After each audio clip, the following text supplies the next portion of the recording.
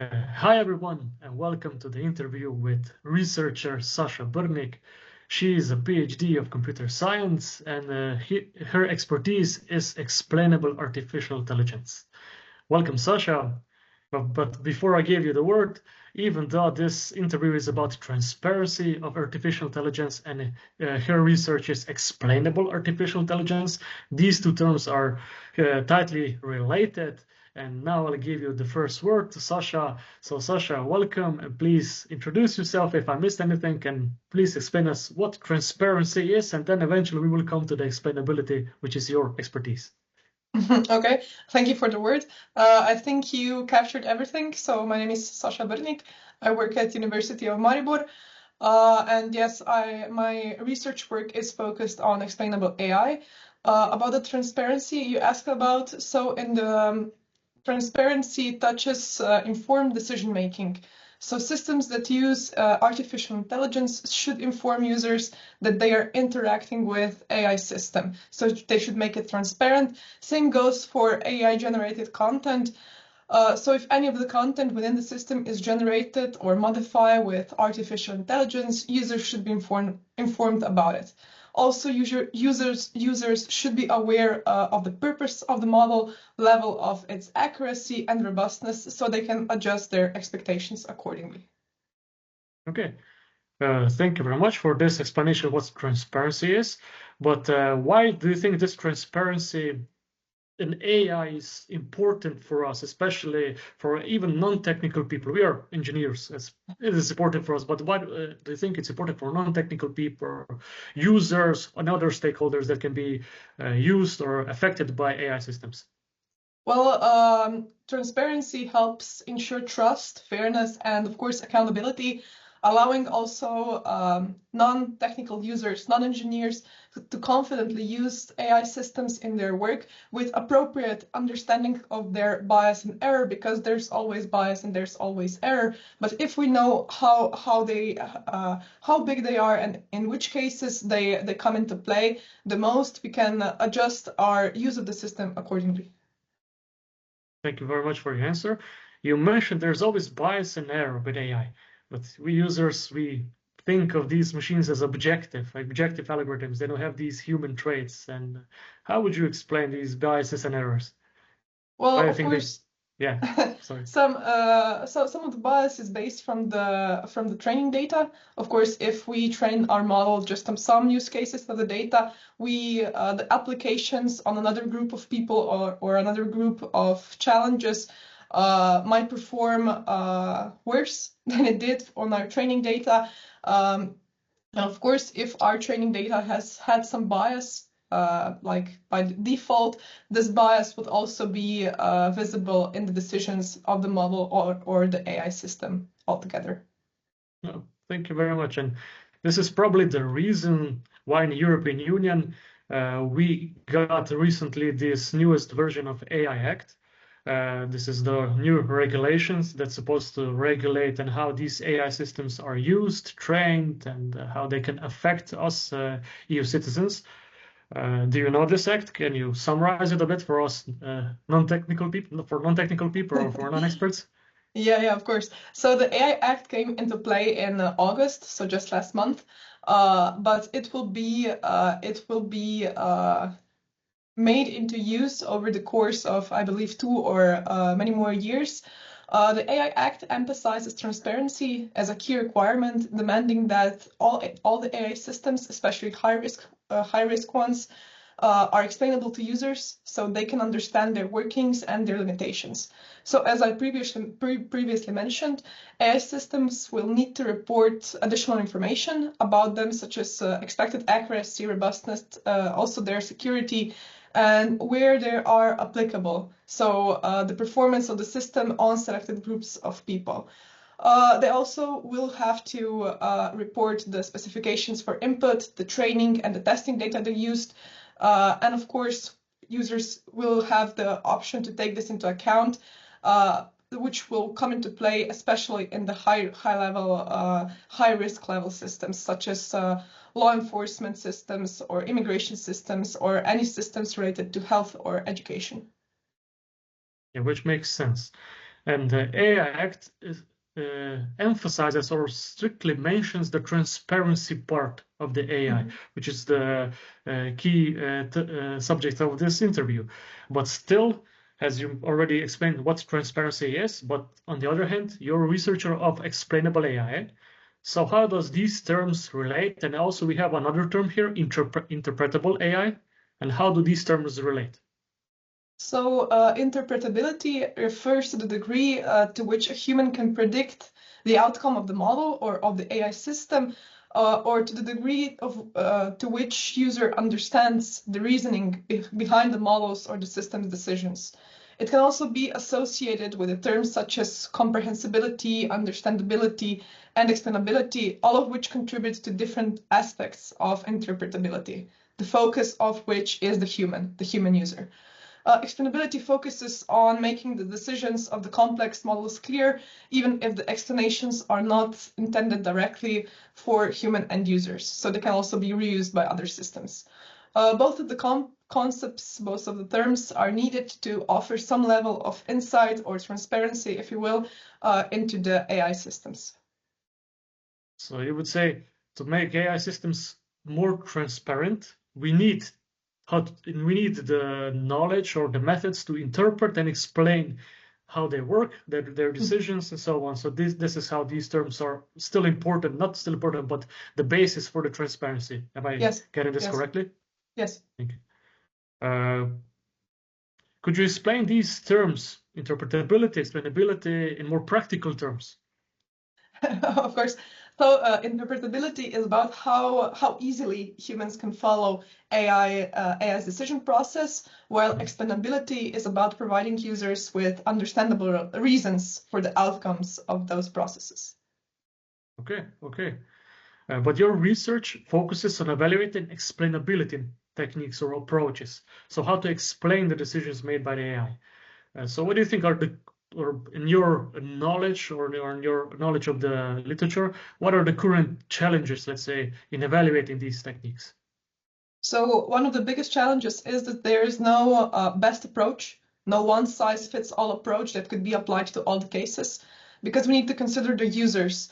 We need to consider what is a good or acceptable explanation for a particular system and particular group of users, which can, of course, vary depending on users' background, context, and applications of the AI systems. Just to give you an example, an explanation that would be great for some of the medical doctors could perhaps be very useless to law enforcers or some educators or any other lay users. Okay. Do you maybe have some examples on what kind of explainability techniques are nowadays accepted by expert users and which wouldn't be acceptable for, let's say, non-technical users? Well, over the course of my research, a lot of users, even the lay users, were satisfied with graphical explanations of the importance of the features that were included in the model. But these types of explanations are not always possible to give to the users. Based on the other body of literature, if we focus on the medical field, a lot of the doctors actually prefer decision trees, so the explanation of the model in the form of the decision tree, because this is more similar to the logic they use in their everyday decision making. This makes sense. If the explanations are about the visual images, yeah, we want some visual explanations also. But if it's about, let's say, determining if the person is sick or what kind of disease they have, it's logical. We have some kind of rule sets, yes, which we can interpret and understand these explanations. So during your research, what did you find out? How do we determine whether that explanation method is effective or not? What are these metrics to evaluate them? There are various dimensions. Effectiveness is often measured by user satisfaction, so how well the explanation aids decision-making, and whether or not it increases appropriate trust into the AI system. Additionally, so in the scope of my research, I aim to measure the correctness of users' understanding of the system by observing users' mental models. after all, we don't want happy users who misunderstand the AI system they are using. Okay. You mentioned also the trust in AI systems. Do you know any of the research on how different users, or let's say even practitioners of AI, or even any non-technical stakeholders, have different levels of trust of these AI systems? Yes, of course.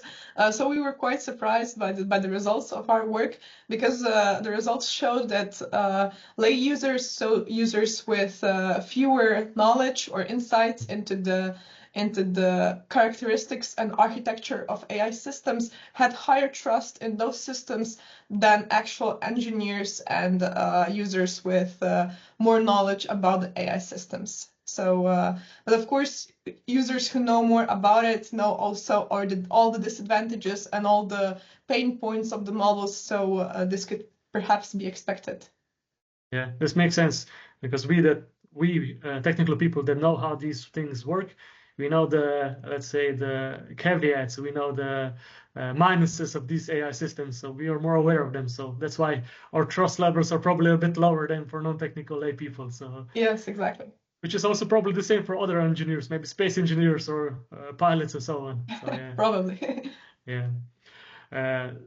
Let's change the topic a little bit more, or let's say, let's apply this, your research, on the more academic settings. And how would you say this principle of explainable AI can be applied in academic setting, whether with students or academic staff or so on, when these data of students or academic staff are analyzed? Mm-hmm. Okay, so the field that focuses on this challenges is actually called learning analytics. But for the students, explainable AI can demystify AI and can teach them to critically assess technology they are using, so the AI systems they are using. But for academic staff, I believe explainable AI can promote transparency in research, and can also aid us or other researchers in ethical decision-making around AI use. Okay. When the data of students and teachers are used in training of AI systems, they naturally fall on the EU's AI Act, one of those levels of AI systems, because data from of people are used in training of AI. Do you remember maybe on what level do they fall?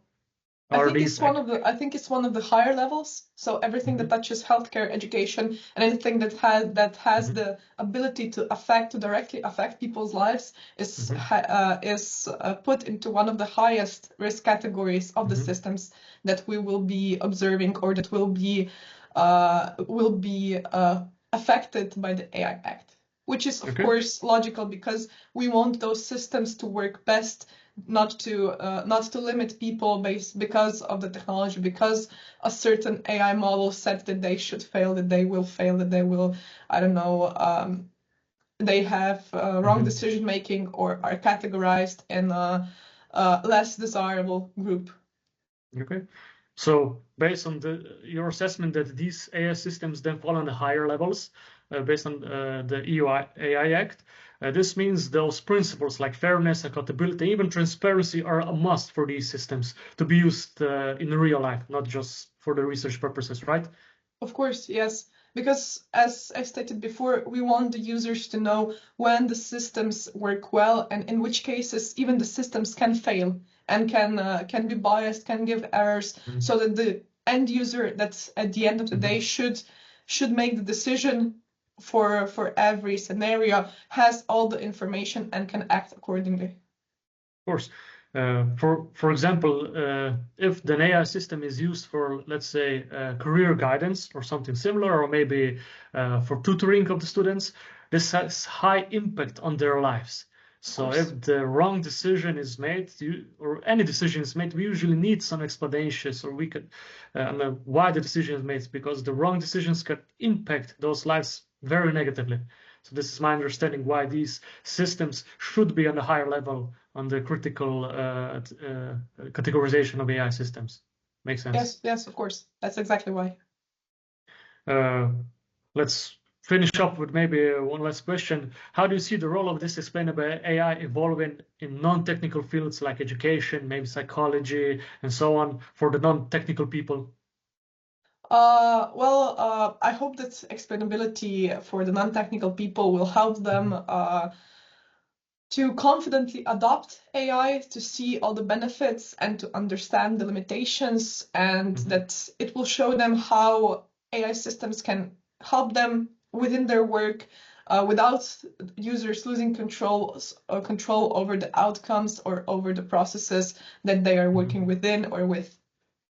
Okay, makes sense, because AI systems, they're a hot topic now, and they're applied on every fields of our lives. So regulating them, or maybe even making them more safe, reliable, and so on, transparent, does make sense. And teaching people, non-technical people, about AI, even how they can demand the transparent AIs or explainable AIs, I see a high level of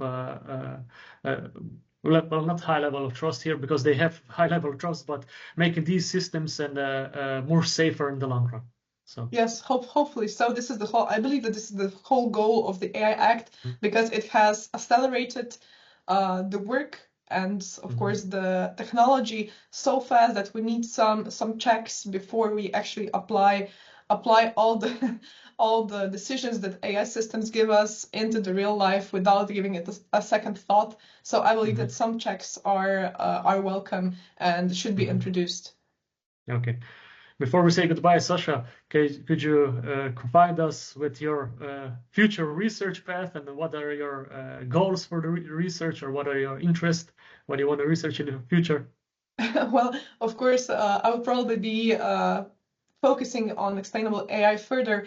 At the moment, I'm trying to compare various explainability techniques based on the demand they have on the computer power, and based on the speed that they work in, and of course other metrics related to that. Thank you very much, Saša. Thank you for this interview. Thank you for your time. And this is it for today. Have a nice day. Thank you. Bye. Bye.